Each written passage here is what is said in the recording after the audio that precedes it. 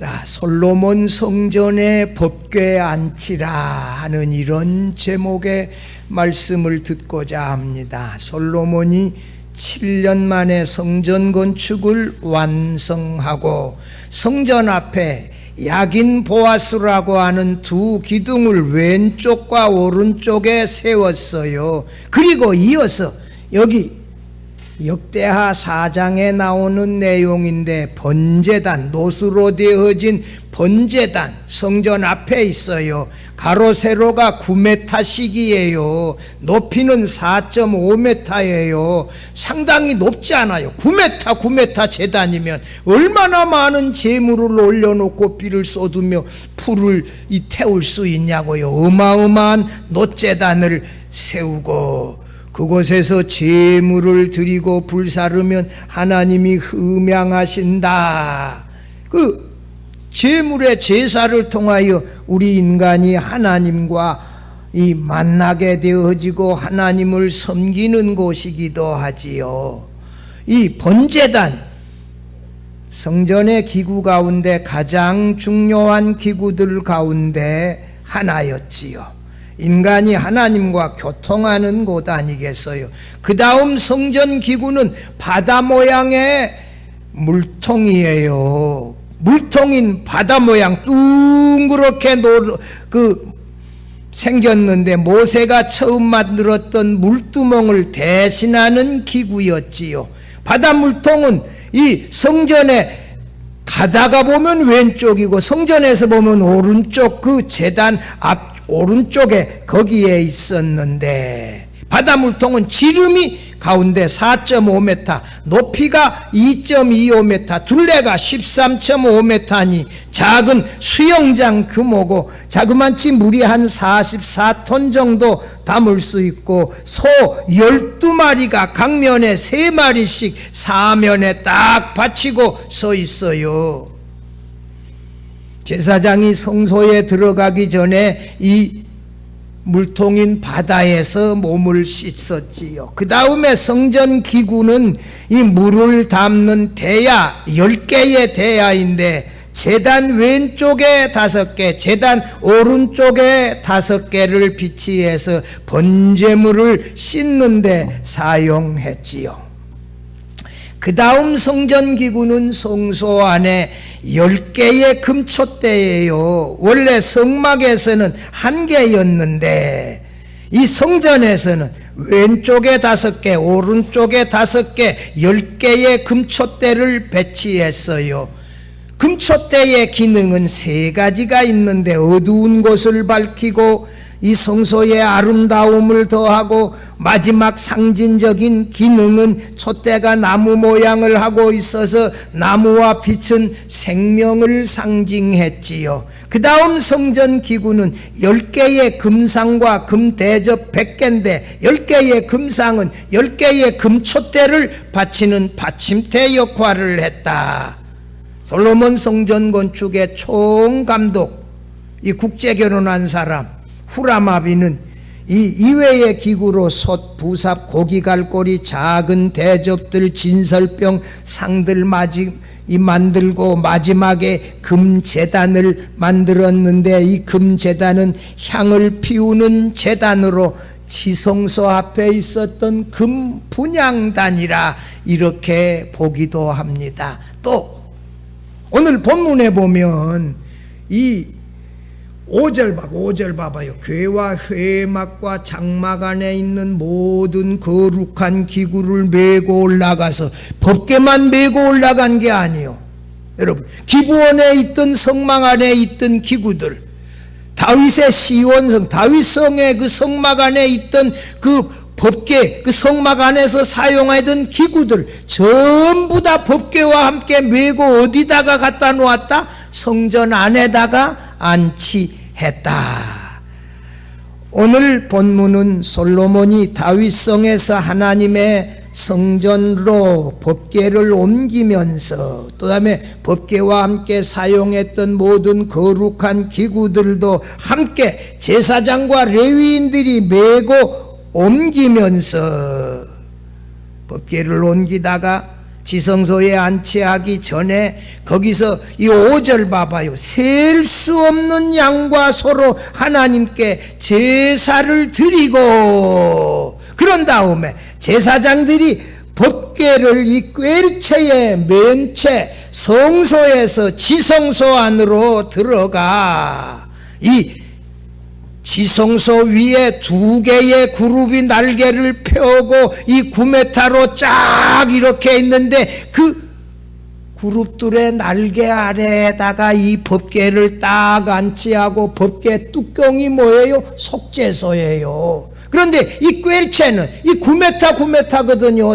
지성소가. 그런데 꿰체는 9m가 넘어요. 그래서 꿰체는 성소까지 나왔어요. 아마 이 지성소로 들어가는 문을 통해서 꿰체가 나오지 않았나. 그러나 이 꿰체가 성소 바깥에까지 나오지는 아니했다. 이렇게 하고 제사장들이 법궤를 지성소에 안치한 다음에 성소에서 나오자 성전 뜰에 있던 레위 찬양대원들이 120명의 제사장들의 나팔소리, 많은 제금을 이 치고 수금을 켜고 하는 그 반주에 맞추어서 감사 찬양을 불렀더니 구름이 새로 건축한 예루살렘 성전 안에 가득히 임하였고, 이것이 하나님의 영광이 성전 안에 가득히 임했다. 이런 내용이 본문에 나와 있는데, 이것이 바로 솔로몬이 성전 건축 마치고 헌당 예배하는 그 시작 부분이거든요. 이 내용 살펴보며 함께 은혜 나누고자 합니다. 첫째로 솔로몬은 이 완성한 성전에다가 법궤와 성전 기구들을 이제 안치했어요. 2절에서 10절 나와요. 1절 마지막 절에 하나 보면 중요한 구절이 나와요. 거기 보면 솔로몬이 그의 아버지 다윗이 드린 음과 금과 모든 기구를 가져다가 하나님의 전 곳간에 두었다. 아버지가 드린 그 은과 금, 또 여러 성전 기구들, 그거 자기가 은금 쓰지 아니하고 하나님께 드린 것을 어떻게 했다? 성전 안에 창고에다가 가져놨다. 하나님께 드린 것 솔로몬이 자기 마음대로 사용하는 게 아니요, 여러분. 하나님께 드리려고 이 11조 모아놓은 거 돈 없다고 쓰고 그러는 것 아니라고요. 하나님께 드리는 거 그대로 가졌다가 이 솔로몬이 보관했다가 성전 안에 창고에다가 그대로 쌓았다. 여러분, 솔로몬 성전 건축을 7년에 걸쳐서 완공했다는 것은 열왕기상에서 언급하지만, 열왕기상 6장에, 그 다음에 역대기에서는 얼마 걸렸다 언급하지 않아요. 역대기에 성전 헌당식에 대하여 자세하게 기록하고 있어요. 역대기 5장에서 7장까지 이어지는 이 성전 헌당식에서 법궤를 성전의 지성소에 안치하는 일로 시작하여 솔로몬의 성전 헌당 기도, 또 하나님의 그 기도의 응답 답변으로 이어지면서 역대기 내용의 절정을 이루고 있지요. 역대기의 가장 핵심적인 절정의 내용은 뭐다? 성전 봉헌식, 솔로몬의 기도, 하나님의 응답 말씀들, 이런 내용들이 역대기의 절정인데, 그 내용은 다음 주간에 이 말씀으로 듣고자 하고요. 솔로몬은 성전 건축을 완공한 후에 다윗성의 장막 안에 있던 이 법궤를 성전으로 옮기기 위하여, 여러분 2절 3절 봐봐요. 이스라엘 장로들 다 불러요. 모든 12지파의 우두머리들, 지도자들 다 불러요.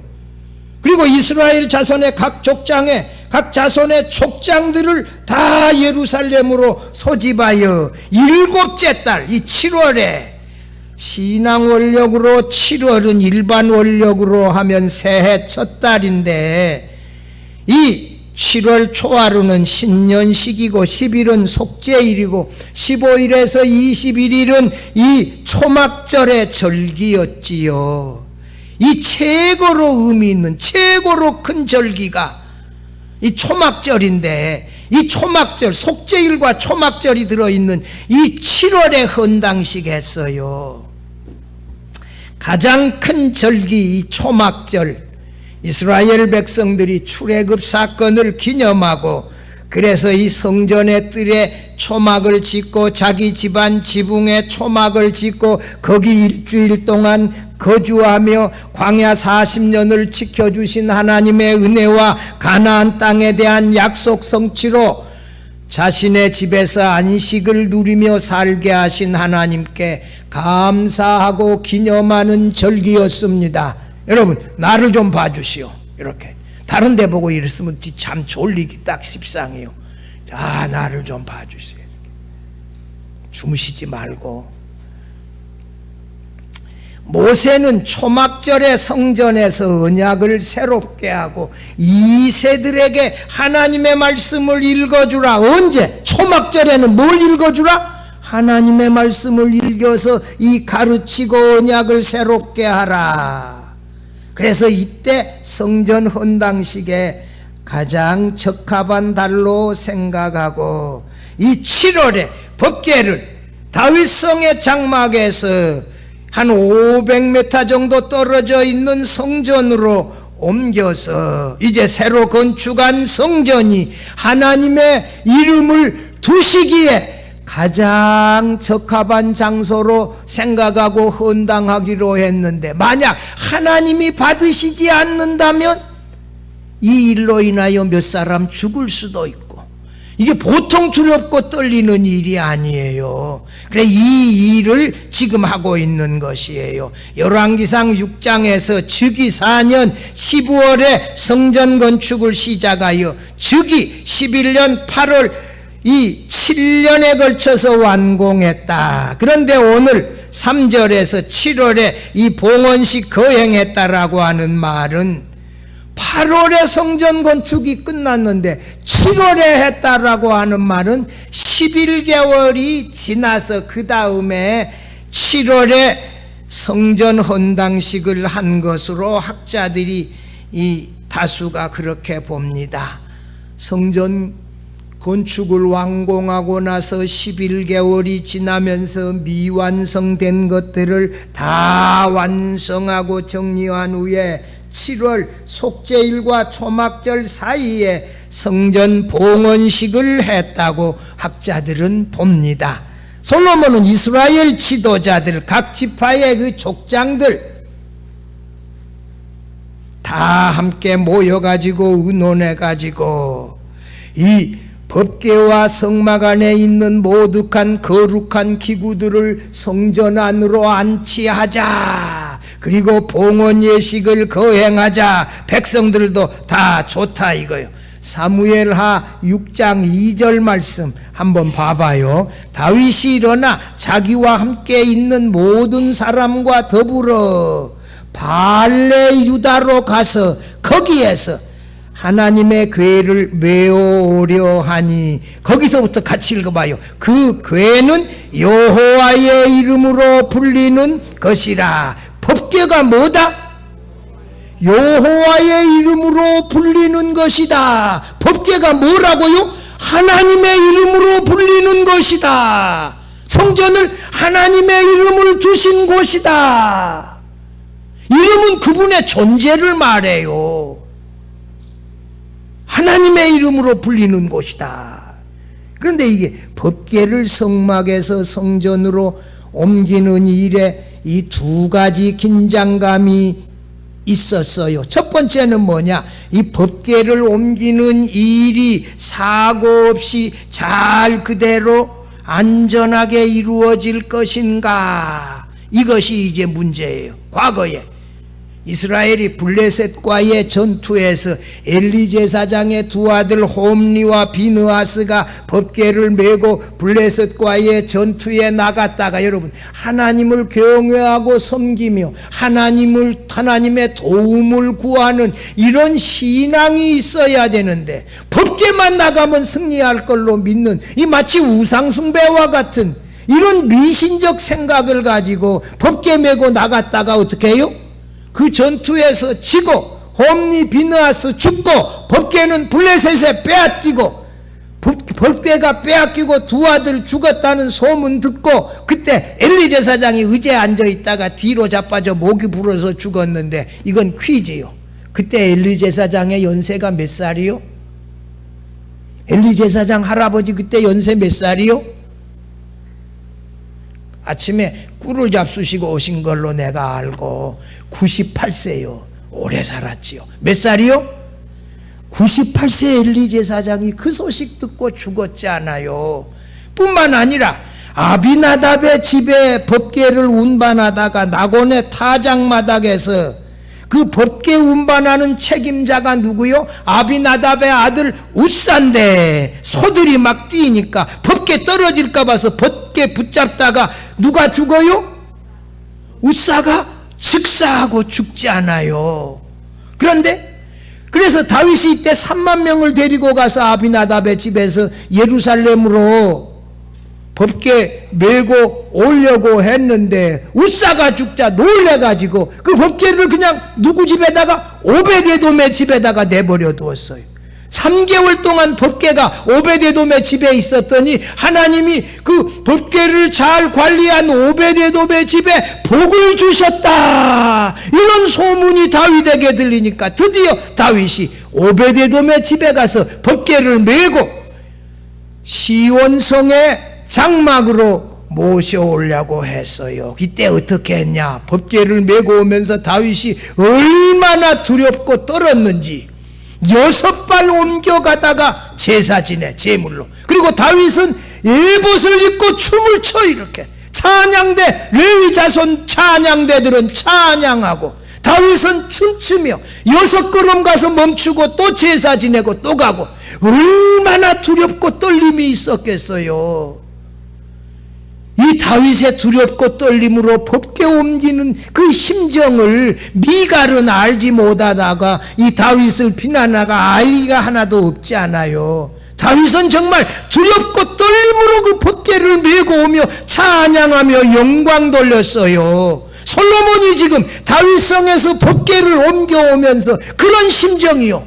혹시라도 잘못하다가 웃사와 같이 홈리와 비느하스와 같이 누구 죽는 사람 생기면 이거 어떡하냐. 오늘 같은 성전 봉헌식 이 기쁜 날에 그래서 제사장들이 앞에서 법궤를 메고 꿰채로 그 뒤에 또 성전의 기구들을 레위 자손들이 메고 이렇게 운반하다가 지성소에 넣기 전에 내려놓고 아까 5절에 셀 수 없는 양과 소로 하나님 앞에 제물을 드렸다. 여기에 두렵고 떨림이 있단 말이에요. 하나님께서 받아주시기를 소원하면서 하나님 받아주세요.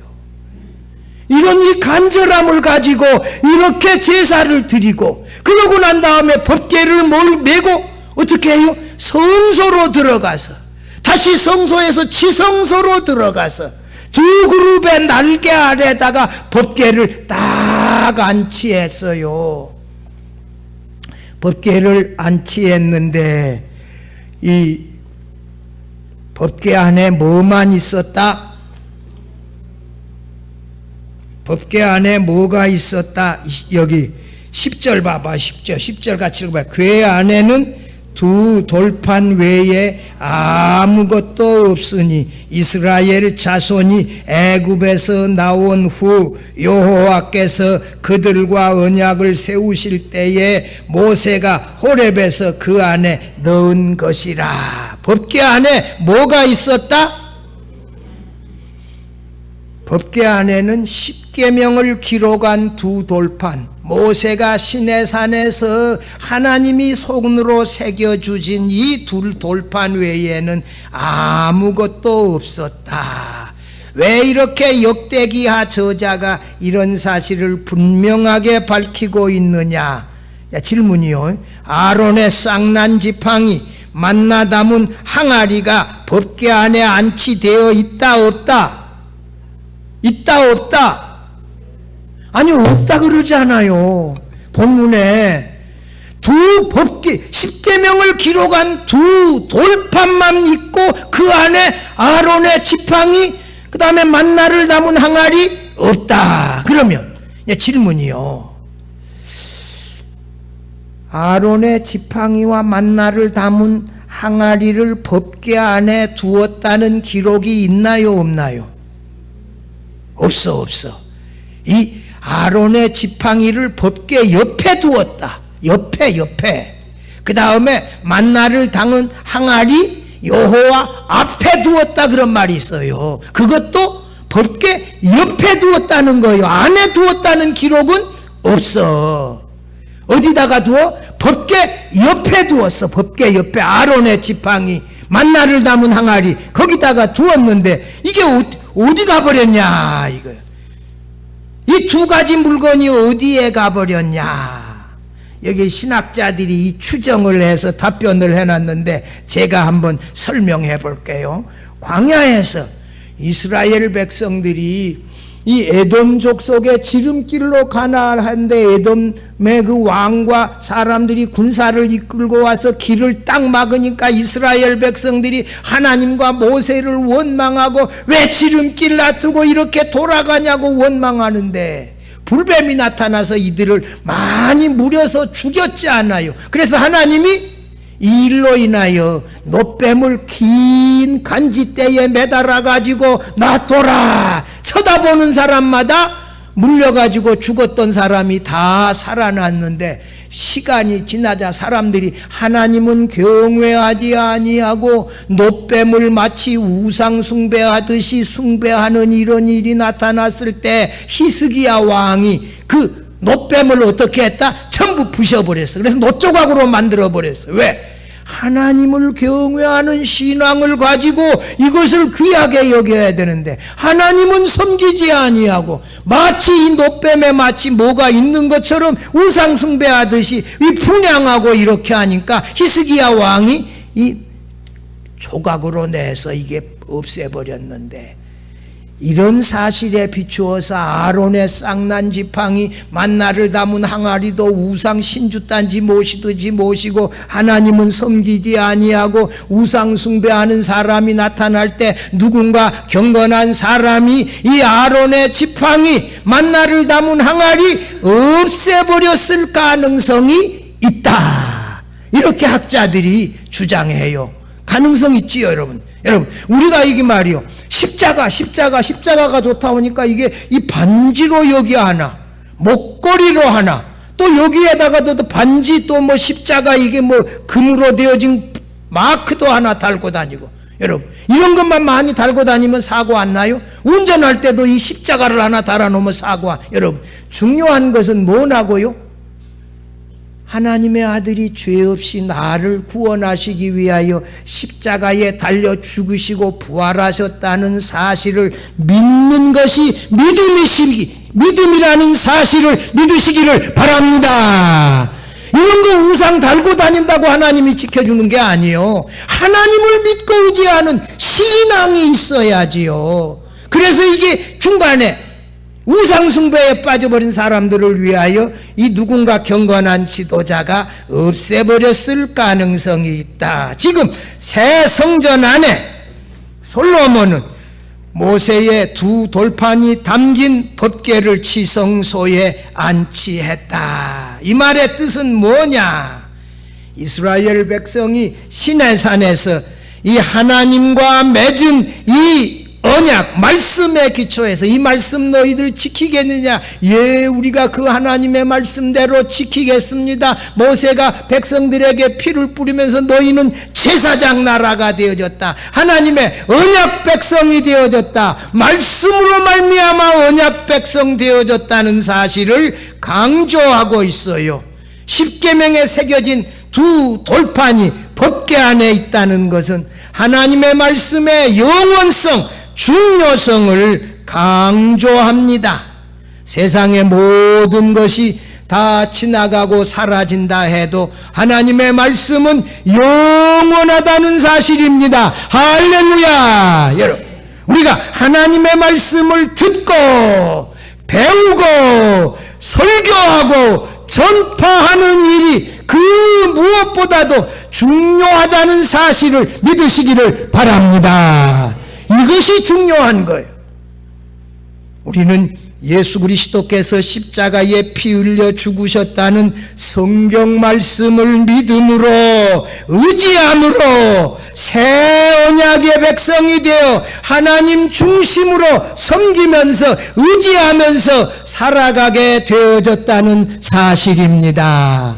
성도 여러분이요, 솔로몬과 이스라엘 백성들이 온 정성으로 성전을 건축하고 그곳에 하나님의 법궤를 안치함으로 새로 건축한 이 성전이 하나님의 이름을 두신 하나님의 성전이 되게 했다는 사실입니다. 솔로몬의 정성과 이스라엘 백성의 헌신이 성전을 건축하고 하나님의 이름을 두신 거룩한 집이 되어졌듯이 우리도 이런 정신과 헌신으로 예배당을 건축하고 더 나아가 그리스도의 피로 구속받은 새 언약 백성의 교회로 아름답게 세워갈 수 있기를 바랍니다. 둘째로, 하나님의 영광이 솔로몬의 성전에 가득하게 임했습니다. 제사장들이 법궤를 지성소 안에 이 그룹의 날개 아래다가 안치하고 성소 밖으로 나왔어요. 11절 13절 보면 그때에 성전 뜰에서 준비하고 있던 아삽, 헤만, 여두둔 그들의 자손 그들의 형제들 이 레위 찬양대원들이 120명의 제사장들의 나팔 소리, 여러 연주자들의 이 악기 반주 소리에 맞추어서 하나님께 감사 찬양을 했어요.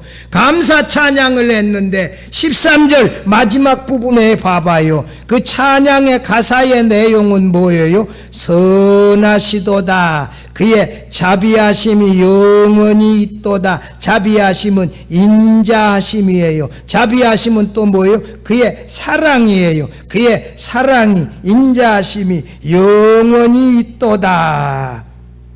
이런 가사로, 간단한 가사로 찬양했는데 이 하나님은 선하시고 하나님의 사랑은 영원하시다 하는 것이 이스라엘 백성들의 마음을 가장 잘 표현해서 하나님을 찬양했지요. 여러분, 현대인의 성경으로 13절 14절 한번 같이 읽어보십시다. 자, 같이 읽어보십시다.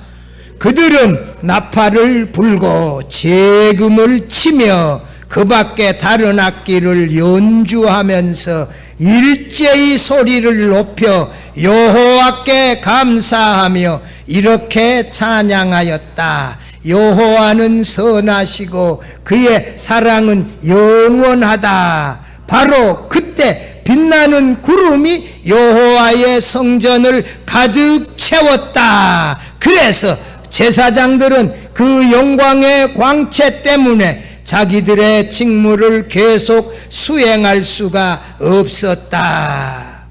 레위 찬양대들이 이 반주에, 악기의 반주에 맞추어서 감사 찬양으로 하나님께 영광을 돌렸을 때, 모세가 시내산에 올라갔을 때 구름으로 임재하셨던 하나님의 영광이 광야 40년간 이스라엘 백성을 떼약볕으로부터 보호했던 그 구름 기둥이 약속의 땅 가나안으로 이스라엘 백성을 인도하셨던 그 영광의 구름이 법궤를 안치한 그 성전 안에 가득하게 구름이 임하였습니다. 할렐루야. 여러분, 구름이 임할 때 온 백성들이 다 보지 않았겠어요?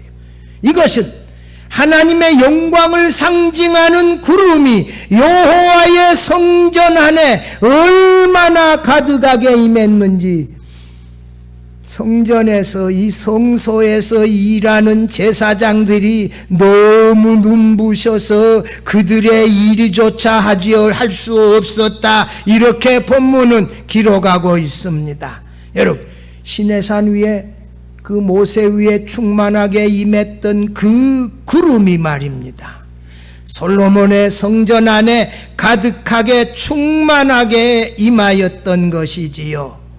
이스라엘 백성들이 하나님의 이름을 두실 처소로 세웠던 이 성전에 하나님의 법궤를 안치하자 하나님이 그 성전을 기쁘시게 받으셨다. 할렐루야. 여러분, 그 성전 안에 하나님의 구름이 임함으로 말미암아, 하나님의 영광의 광채가 임함으로 말미암아 하나님이 이 성전을 기쁘게 받으셨다. 하나님의 이름을 두실 이 처소가 되어졌다는 것 아니겠어요? 출애굽 때 하나님께서 모세와 이스라엘 백성들과 함께 하셨던 것처럼 하나님을 진정으로 경외하며 두렵고 떨림으로 온 정성으로 성전을 건축한 솔로몬과 이 이스라엘 백성들의 헌신을 하나님이 기쁘시게 받으셨다. 이 성전에 내가 너희들과 함께 하겠다, 이렇게 영광으로 임재하셨다는 것이지요. 성도 여러분, 이 얼마나 놀랍습니까? 우리가 솔로몬의 정성, 다윗의 정성, 이스라엘 백성들의 헌신, 그런 마음으로 우리가 예배당을 건축하고 그곳에서 정말 이 법궤를 지성소에 그룹들의 날개 아래 안치할 때 정말 죽느냐 사느냐, 하나님이 받으실까 받으시야 아니할까, 이런 두려움과 경외심을 가지고 제사하며 셀 수 없는 제물로 제사하며 하나님을 섬기며 법궤를 안치했던 이런 심정으로 우리가 두렵고 떨림으로 그 새 예배당에서 하나님을 예배할 때 영광이 날마다 하나님께로 돌아가고 하나님께서 임재하셔서 기쁘시게 받으시는 이러한 놀라운 은혜가 우리 교회와 사랑하는 성도님들 여러분들에게 넘쳐나기를 바랍니다. 여러분, 예배 때마다 이런 두려움과 떨림의 경외함이 있어야 되죠. 하나님, 오늘도 우리 예배를 받아주시옵소서. 오늘도 하나님이여 우리 목사님의 설교를 통하여 말씀해 주세요. 이렇게 아멘으로 들으면서 그 예배 때마다 은혜가 임하고 예배 때마다 하나님이 영광을 받으시는 이런 은혜가 임한다면 이게 얼마나 놀라운 축복이겠습니까? 사랑하는 성도 여러분, 솔로몬과 이스라엘 백성의 온 마음과 온 정성으로 성전을 건축했고 두렵고 떨림으로 법궤를 이 성전에다가 안치하여 드렸더니 하나님의 이름을 두신 성전이 되고 구름이 성전 안에 가득하게 임하여 하나님이 이 성전을 기쁘게 받으시고 하나님의 영광이 성전 안에 가득히 임했던 이런 놀라운 은혜가 우리가 새 예배당을 건축하고 또 뜨겁게 예배하면서 우리 모두에게 임할 수 있기를 바랍니다. 성도 여러분, 다 우리 가난한 성도들이에요. 하나님도 아세요. 저도 알고. 그렇지만 그 온 정성과 온 마음으로 헌신할 때 하나님이 은혜를 주셔서 정말 말할 수 없는 간증거리를 우리 모두에게 줄 수 있기를 바랍니다. 저도 제 목회의 마지막으로 그런 거 기대해요. 하나님이 놀랍게 한국교회에 간증할 수 있는 은혜를 제게도 주시기를 제가 개인적으로 사모해요. 여러분, 아무 때나 예배당 건축하고 싶다고 되어지는 게 아니에요. 우리가 20년을 준비하다가 지금 하는 게 아니에요. 야, 참 우리가 이번에 그 비가 많이 안 왔는데, 비가 그제 왔는데 그 이틀 동안에 일할 걸 어제 많은 사람을 동원해서 합니다. 여러분, 7월 말까지 골조공사 끝나요. 12월에 우리가 입당해요.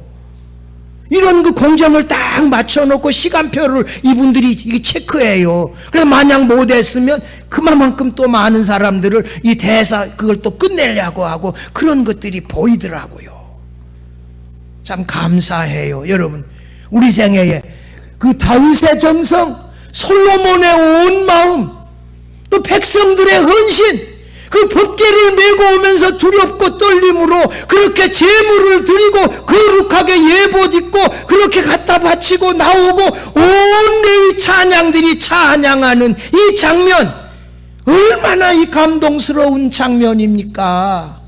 이런 장면들이 오늘 우리 교회에 이 300명 용사들 남았는데 우리 성도들에게 그런 정성으로 예배당을 건축하고 우리가 또 그렇게 두렵고 떨림으로 하나님께 예배를 드리며 영광을 돌리다가 하나님이 구름 기둥으로 임재하시고 놀라운 영광을 받으시는 그런 은혜가 우리 교회에 사랑하는 성도들 여러분의 심령에 여러분의 가정에 넘쳐날 수 있기를 주의 이름으로 축원합니다.